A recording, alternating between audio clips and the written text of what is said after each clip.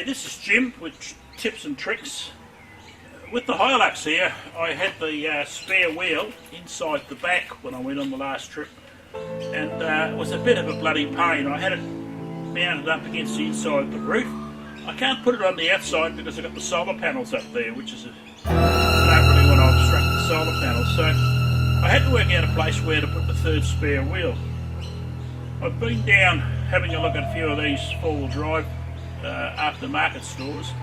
Now but look at them, they're all talking $400 or $500 for a bloody wheel carrier.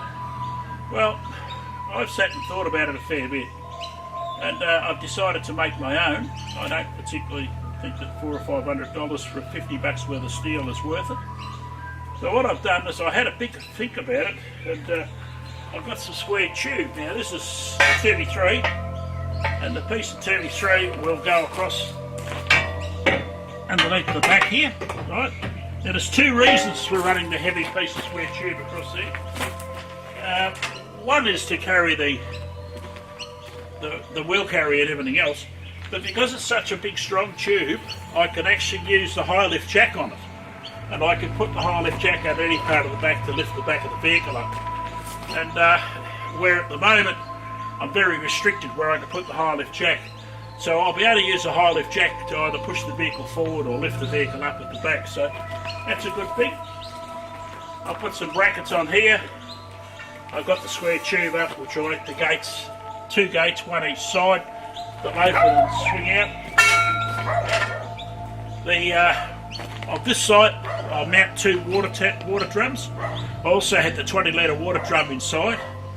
I don't like putting all the eggs in one basket. I have a 55 litre tank inside the vehicle, but I also like to have a couple of drums outside just in case one ruptures or something like that.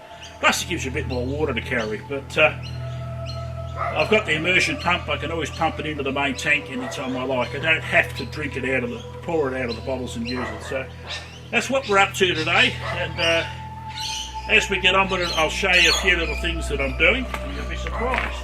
Shut. They're $10, right?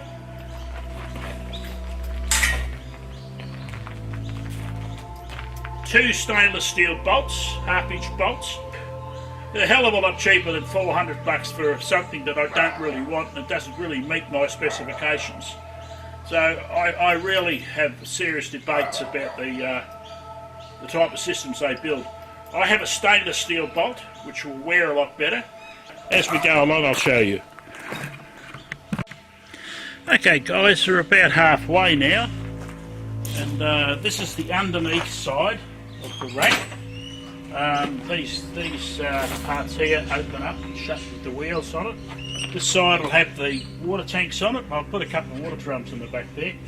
Now if you're wondering what these bit of square tube underneath the base are for, very, very simple. When we're out in the desert, firewood's always hard to get. So I'm making up some little right angle pieces, just slide in there, the pin goes in there, they come out here, hold up there, you can lay some firewood in them. When I'm not using them, these tubes here, which are the two tubes going under the tyre to go up, you'll be able to drop them down inside the tube and just put a pin on them and they'll stay there out of your way. So you'll always have them with you, but they'll be out of the way totally. I've got a spring lock in the centre here to hold it, to unlock it, and that's how I'm doing it. That clip spring loaded, you pull it in and out, that's how you release that door. That gate holds that one shut, so quite simple little effort, works quite well. Using stainless steel bolts at the ends, stainless steel bolts that go through the plates. The pipe itself inside the tube has a small piece of half-inch water pipe which is slid over the outside of it, and that bit of water pipe is welded inside the square tube, which will give it a bigger hinge, and it should wear a lot better, and it shouldn't wear out so quick when it would be wearing on the thin wall of the square tube. I'm not using very small square tube, I'm using a much larger square tube, and I'll put all the measurements and everything else up at the end of the thing, and you'll be able to sit down and work it out and build one yourself if you want it. But remember, necessity is the mother of invention. Any damn thing and use it for myself. And Okay guys, we're back at the finished making the rack on the back, and of course here's the second spare wheel. Water bottle, extra water bottle in the back there. Simply made up with a double lock on it so that it opens and shuts, and I can drive around. But if you're curious to know what this is very simple. That's the reason you paint everything bright yellow or bright orange or something when you're going out in the field. These poles here come off out of the back into the pin with the pin, of course. Split pin goes into the pole.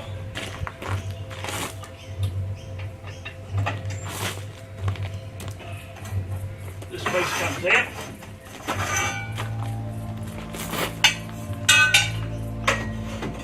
Goes in. Put the pin through with the lock on it. Put the little split pins in, and away we go. We've actually got a little wood rack now. We can carry wood when we're out in the desert. One of the biggest problems in the desert is the lack of wood at a campsite. So with this little mechanism I can actually carry it out. Now if you're wondering why the bits are pipe, that's so that I can tie a bit of wire on them, a bit of rope on them, pull it together and stop it rattling, which drives you bloody mad. And I'm having an argument in my mind now whether I'm going to leave them bright yellow or white. But it's only used in the desert and it'll be a great use. And of course, to put it away, very simple.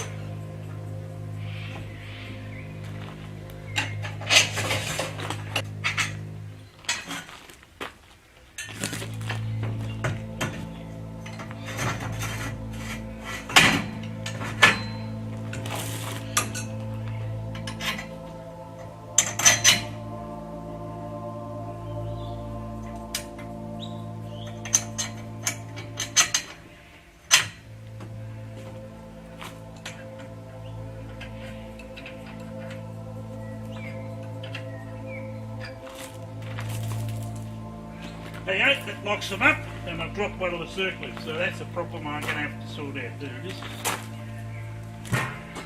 But with the bolt, it stops it rattling. Square tube is square tube, will always rattle a little bit.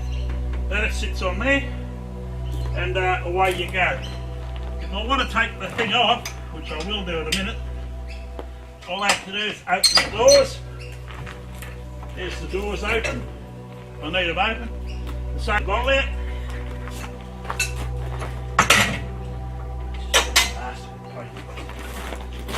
Okay, that comes off.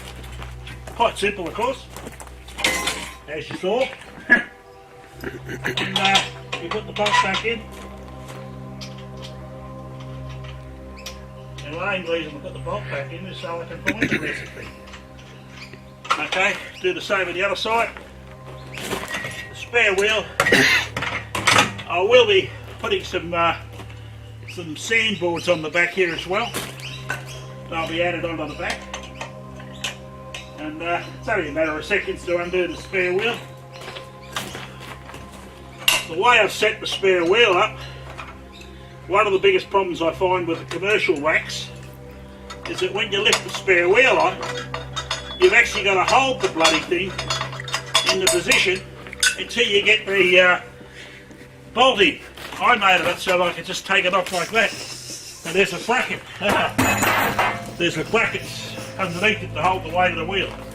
As you can see, I've still got to paint the rest of all this, but this works quite well. And it's a hell of a lot better than paying the $1,500 that the commercial mobs want for their wheel racks. And quite frankly, now that I've got the basic design together the way I want it for this vehicle, it would only take me probably 2 hours to make it, the most, and fit it. And on today's wages, that's not much more than $150 or something like that. The materials is probably about $100 worth. So to buy something like this for anything more than about $250 to $300 is a bloody fantasy. They're too greedy. Okay.